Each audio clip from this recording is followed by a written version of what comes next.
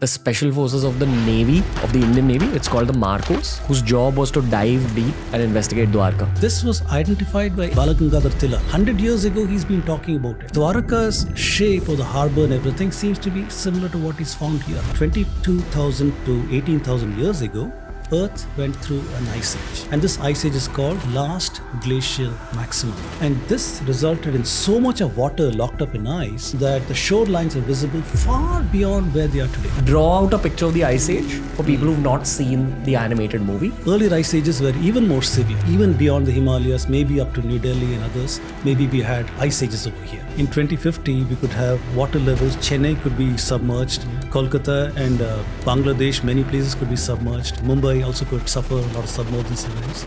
Would you like to bring in astrology?